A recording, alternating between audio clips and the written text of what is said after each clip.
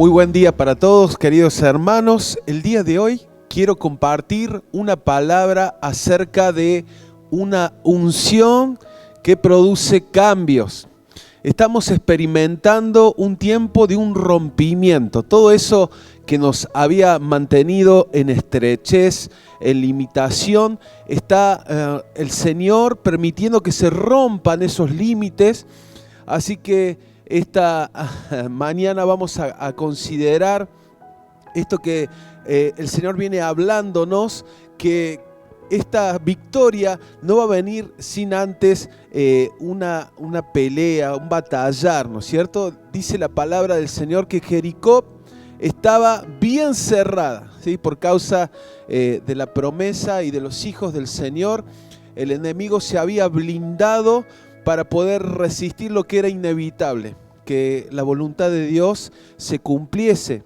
Y como el Señor nos viene hablando estos últimos domingos, Él ha puesto delante nuestro una puerta abierta. Esta es una oportunidad para que nosotros pasemos y tomemos todo lo que Él ha determinado para nuestras vidas en este tiempo. Amén, amén, lo creemos.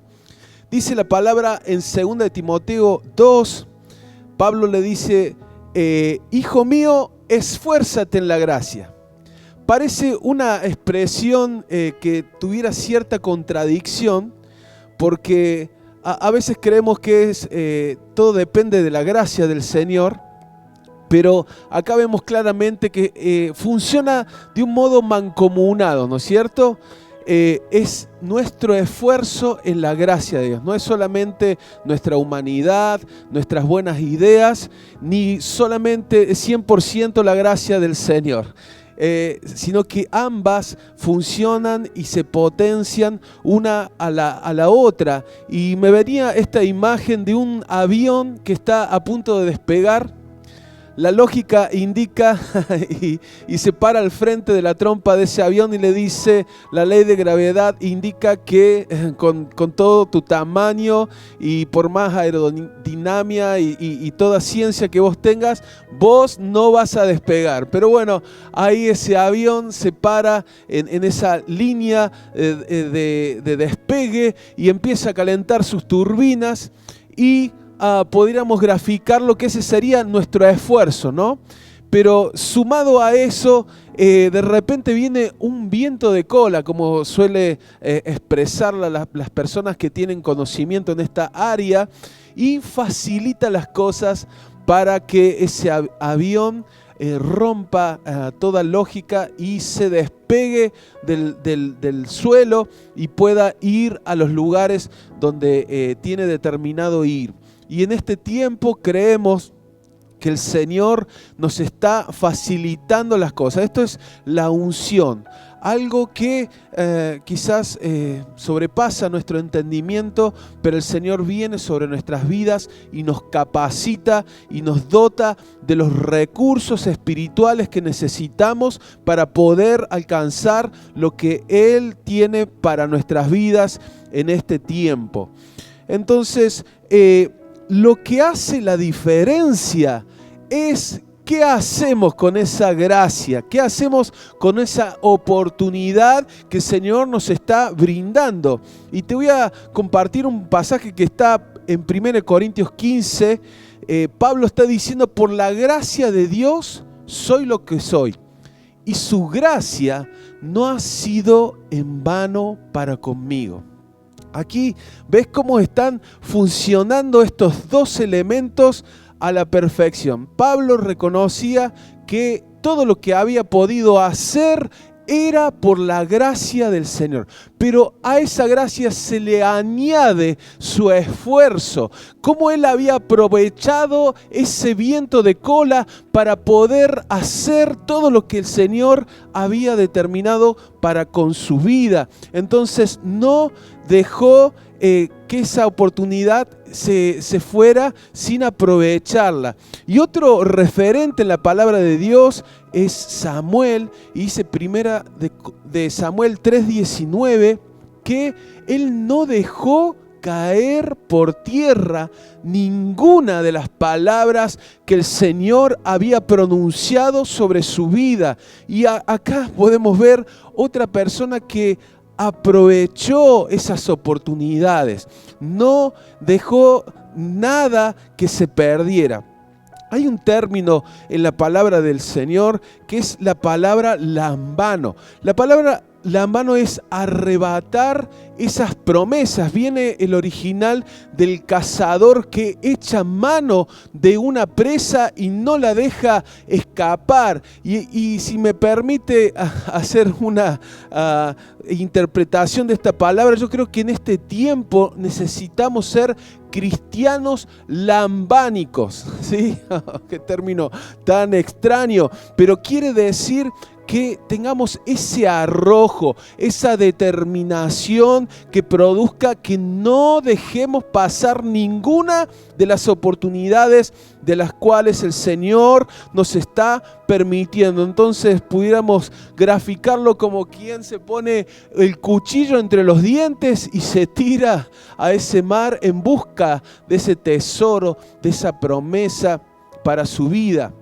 Este es el arrojo y la determinación que necesitamos en este tiempo para vivir este rompimiento a pleno y reclamar todo aquello que el enemigo nos ha quitado a lo largo de los años. Creemos que este es año de restitución, aún saliendo de esta pandemia donde hemos sido privados de tantas situaciones. Creemos que en este año veremos restitución en nuestras economías, en nuestros hogares, en todas las áreas donde hoy nos estamos desenvolviendo. Entonces, gloria al Señor por esta actitud de poder aprovechar estas oportunidades. Y quiero considerar la vida de Pedro. Me encanta Pedro, cómo el Señor me ministra a través de su vida. Y dice una historia en Mateo 14, voy a tratar de resumirla y ir al punto para no hacerlo extenso, pero dice que Jesús los envió a los discípulos al otro lado, ¿no es cierto? Mientras Él despedía a la gente que habían estado ministrando. Y bueno, cuando terminó, se fue a la montaña a orar Jesús. Y mientras tanto, los discípulos en el medio se encontraron con una tormenta que les era contraria, que se les oponía para poder cumplir la palabra del Señor, que era ir al otro lado. Y dice que a las 3 de la madrugada Jesús se acercó caminando sobre el agua, un hecho sobrenatural. Cuando los discípulos lo vieron caminar sobre el agua, quedaron aterrados, llenos de miedo, clamaron: ¡es un fantasma! Bueno, a todos en estas circunstancias extremas, a veces nuestros sentidos nos dan alguna información equivocada y la interpretación nos hace que tambaleemos y bueno, vayamos para cualquier lado. Pero ahí nomás Jesús les habló, dijo: no tengan miedo, tengan ánimo, yo estoy aquí. Entonces mira a este Pedro, que es un muchacho fuera de serie. Va contra toda lógica, dice: Señor, si realmente eres tú, ordena que vaya hacia ti caminando sobre el agua. ¿Qué le pasó a este Pedro? Porque cualquiera de nosotros en esta situación nos hubiéramos aferrado, quizás hasta amarrado a esa barca, porque está todo inseguro, está oscuro, no está en peligro nuestra vida. Y justamente en esa situación en la que Jesús se manifiesta y había un montón de dudas entre los discípulos, este Pedro se determina y le dice: si sos vos, mandá que vaya vos y camine sobre el agua. ¡Qué tremendo! Y esto viene a colación de lo que venimos hablando, de que necesitamos este nivel de arrojo y de determinación para caminar sobre lo sobrenatural. No era humanamente posible que Pedro caminase sobre esas aguas, pero lo pudo hacer por la palabra del Señor, y que fue su gracia, pero también su determinación y su accionar en consecuencia que produjo este tremendo milagro. Y este es el tiempo que creo que tenemos que ser como Pedro y estar batallando contra toda lógica, como compartíamos el domingo en el tiempo de alabanza. Cada día que nos levantamos hay una voz que suena en nuestras mentes o resuena: no lo vas a poder hacer, está todo complicado, está muy difícil. Y esto es lo que indica nuestra humanidad, los noticieros, todo lo que vemos a nuestro alrededor está transmitiendo este mensaje a nuestro interior, tratando de someternos a una limitación. Pero el Señor está diciendo en este tiempo, contra todo pronóstico de los hombres, que Él tiene una tierra de herencia, una tierra de abundancia, una tierra en la cual funcionan las cosas. Y esto es lo que aferramos y tomamos en nuestras manos. Y quiero terminar este tema considerando la vida de Saúl. Saúl experimentó una mudanza en su interior.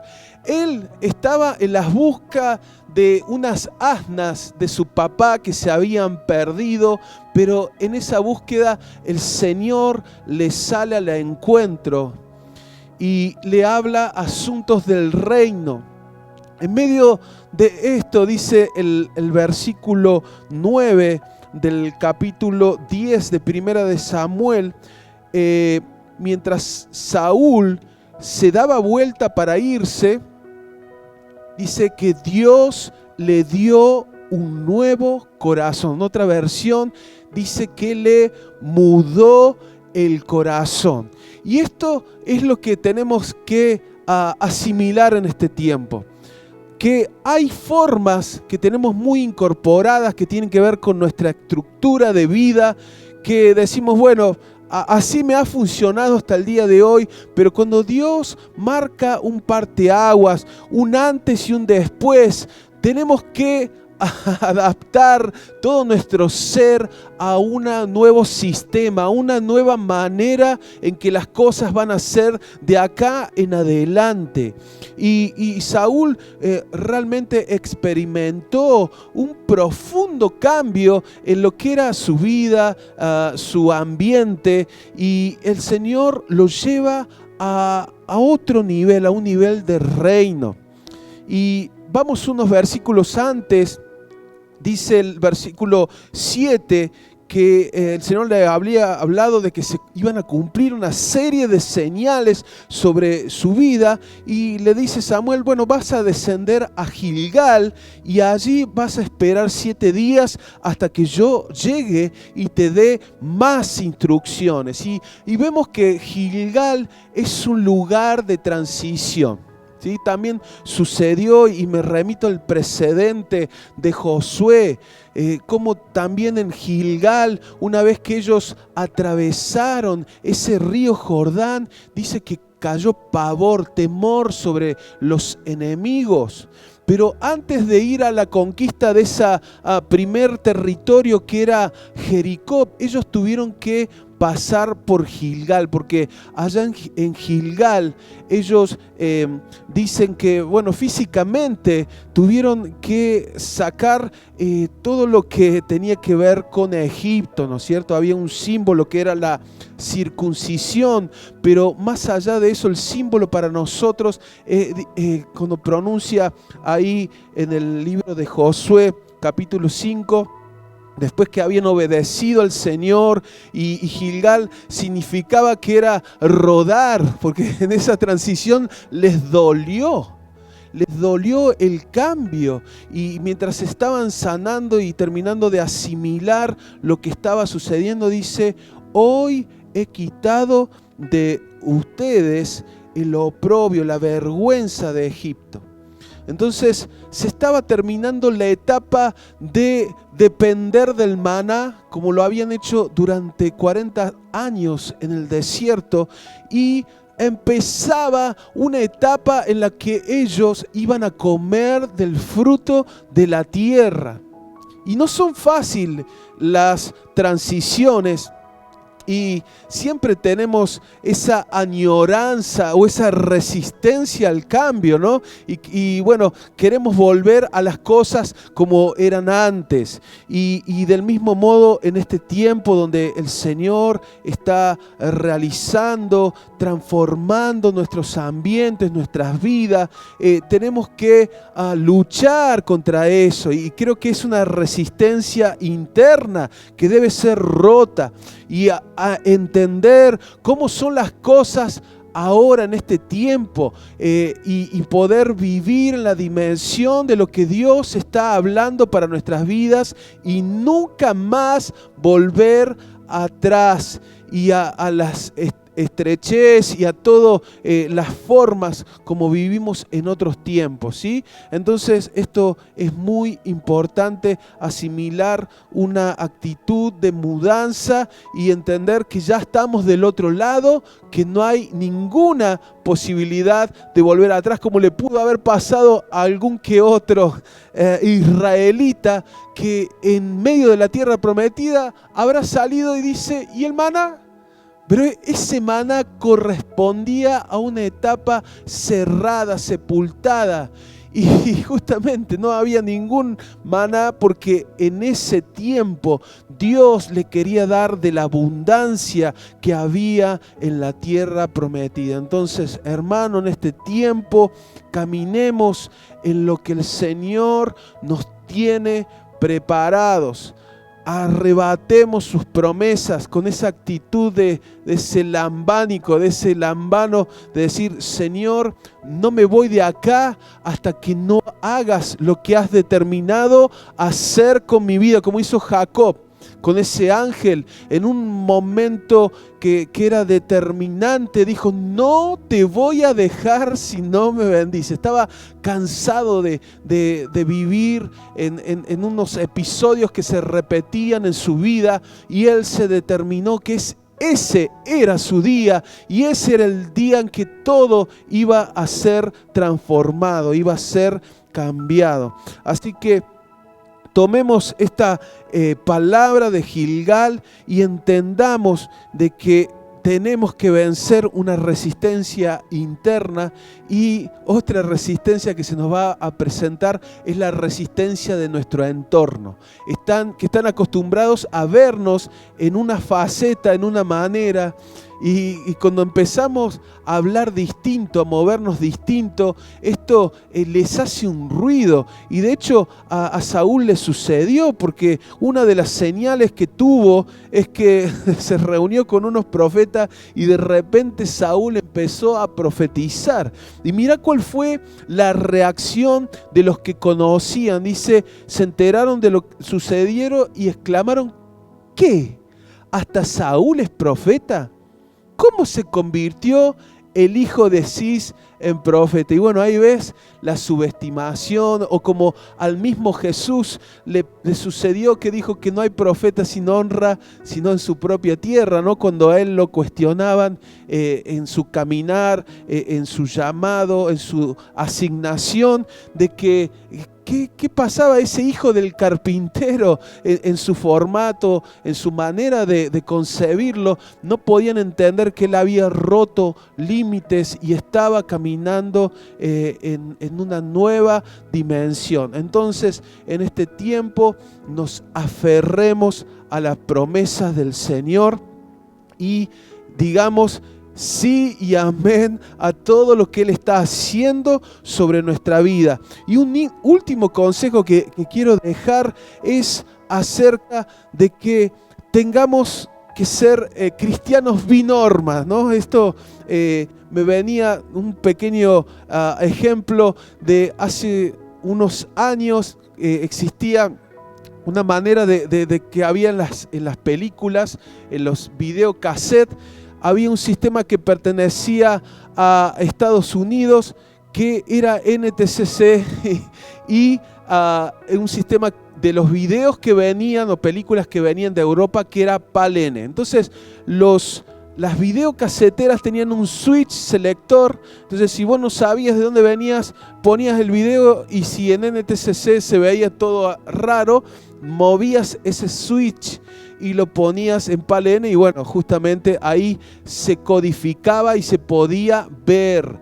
Y en este tiempo tenemos que ser personas que a las cuestiones racionales las manejemos con nuestra mente, pero a las cuestiones que son del espíritu las podamos discernir y asimilar con nuestro espíritu. Porque, como dice la palabra, para poder ver esas cosas que ojo no vio y que oído no oyó, ni a nadie se le pudo imaginar, esas son las cosas que el Señor tiene preparado para sus hijos.